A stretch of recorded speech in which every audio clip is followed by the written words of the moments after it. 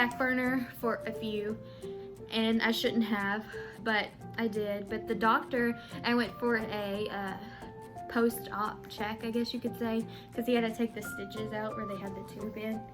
And he was like, I was like, do you know what this is? And he said that there is some parts of, there's like some things that show of cancer cells in this thing.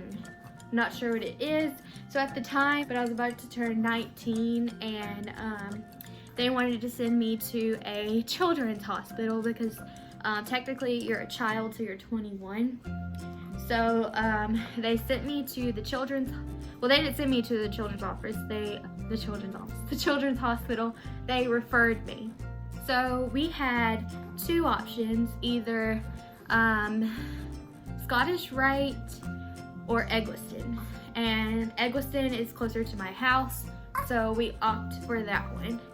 So it took forever to get a hold of the surgeon because he was busy, and I really don't know what happened with that. But we finally made an appointment. It was about maybe June or May, but we made an appointment to go see him, and he was like, it could be three things. It was like 3 T's, and the only one I remember was the one I had, which was the teratoma. But he didn't know what it was, and he really didn't have like a plan that I can recall or remember. But he basically, at first I didn't like him at all because I feel like he was procrastinating on the whole situation, but I should have known that surgeons like to take their time and think about what they need to do before they go in there. They just don't jump in there. Was working one day, and I was like, I went up to my boss and I was like, I can't do this. I need to go to the hospital.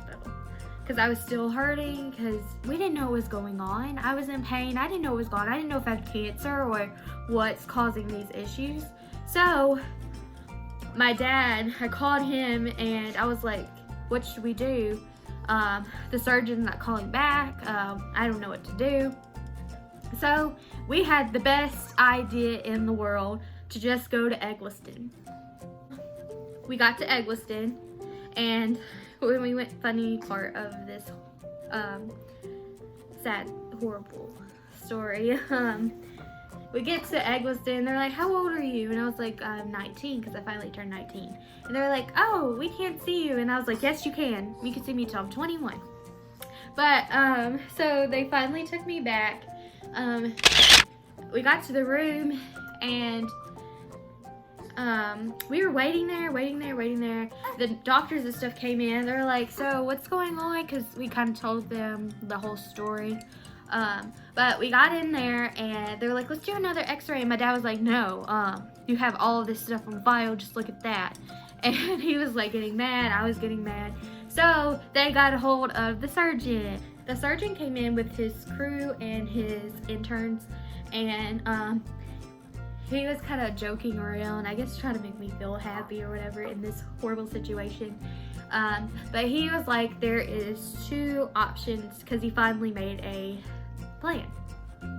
He was like, there's 2 options. Either we can cut vertically to remove it, basically like open heart surgery. And because he wanted to get in there, and I guess he was more skilled in this thing than the other doctor was, and plus I was younger, so he can, because the doctor I seen first was more for older people, I guess you could say. But he was like, either I could cut you like open heart surgery or going from the side again. But if he went through the side again, I possibly couldn't be here today. And they're like, this is for real. This is not a joke. This is happening. What's going on? So they gave us a second to think, and the doctor, the surgeon, he was like, I would go for the open heart surgery. the surgeon said, yeah, so you might not be able to have children or anything. And that really hit home to me and my husband. So that was very emotional for both of us. But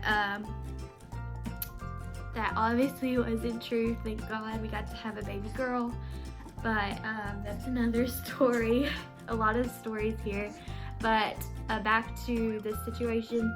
There's 2 dates to choose from. It was like either the day before 4th of July or the 6th of July.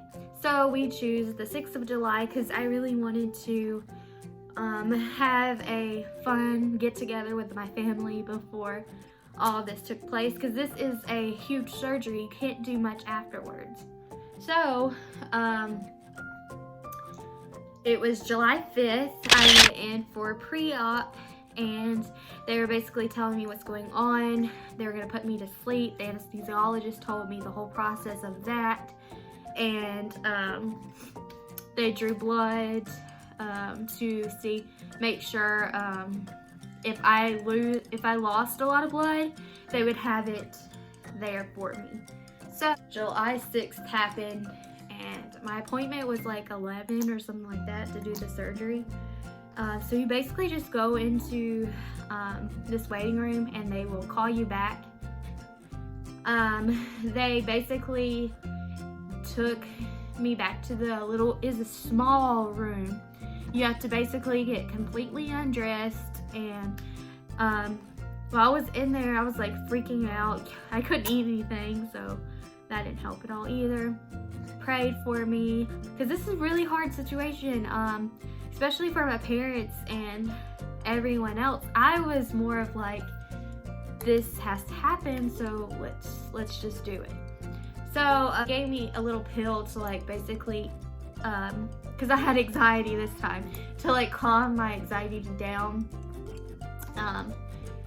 They were in the room and they were praying over me and I was crying, and the room they send you to,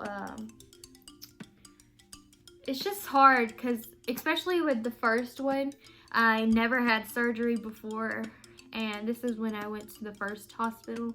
I never had surgery before. They took me in there, I laid on the bed, and they strapped my arms down, my feet down. I guess I won't roll off the table or anything like that. Or then, like again, I didn't have IVs in until they put me to sleep. And the anesthesiologist said, I'm gonna put this little cool contraction thing on your head. It measures your sleep waves, so he could see if he needs to give me more medicine to put me back in a deeper sleep or what.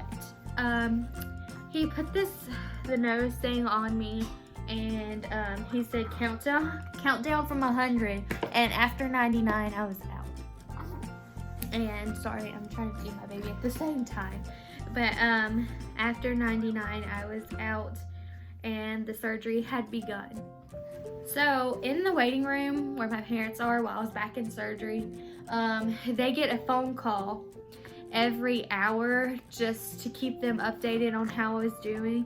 The surgery was supposed to be like 3 hours or something like that, but it winded up being like 5 to 8 hour surgery, and they were freaking out. But they kept calling my parents and friends and saying, she's doing good, she's still asleep, she's being a trooper and everything like that. And so I finally was done later on. I don't remember the whole day other than the morning, because I mean I was asleep on anesthesia, but they sent me to ICU, and I was in there for a while before I woke up. And then all I remember was my parents standing and my husband standing around me just staring at me. It was kind of creepy because when you wake up and you see people staring at you, it's scary. But they said I did great. I didn't need any blood. I barely bled any. They removed it, but they had difficulty because where this teratoma was on the string, I call it a string, but from the diaphragm, from like the chest and the diaphragm where it connects, it was like basically sitting on that. So a very tedious surgery, that's why it took so long, but he finally got it, and he said it was as big as a peach. So big, but he sent it off to a pathologist because the first surgeon, he was like, I see cancer particles, cells in there, so I want you to go get this done. So they sent it to the pathologist. I went back for my post-op, and he said, how am I feeling and stuff like that, and I was like, good, and he was like checking my scar and everything, and sorry guys, I'm trying to remember, but he basically just looked at it, and he said, yeah, it was a teratoma, benign, you're good to go, basically, other than he wanted me to do like every 3-month checkups. And so I went back for another 3-month checkup. I finally got married and moved in with my husband. We went on our honeymoon and everything like that. So I went in like 3 months, or it was like November or at the end of October when I went back for a check. And I was like, why am I breaking out right here? Why? He's like, are you having any pain? I was like, no. I was like, maybe it's from the iodine you rubbed here. He was like, girl, that iodine stuff is gone by now. And I was like, I'm not feeling good. And I'm like, you might be pregnant. And I was like, are you serious? Because remember, they told me that I probably couldn't have a baby. And they said, you might be pregnant, or you're just stressed from all the stuff that's happened. So I went home that day. It was the afternoon, so I waited to the next day to take a pregnancy test, and it was very faint. So I was like, the 2 lines were very faint. So I was like, oh no, I'm not pregnant. But weeks on and weeks on, turned out I was pregnant with our baby girl. So a blessing came out of this huge storm, but it was all worth it in the end. So guys, I'm sorry that the story was kind of all over the place, but basically I had a teratoma, benign, got it removed, and I'm basically healthy now, good to go, and I'm so blessed to have my baby girl after this huge ordeal. But yeah, I hope you enjoyed my story about my teratoma. If you have any questions for me about more depth into my story, just comment down below. Thank you so much for watching and wanting to hear my story, but don't forget to subscribe, and I'll see you in my next video. Bye!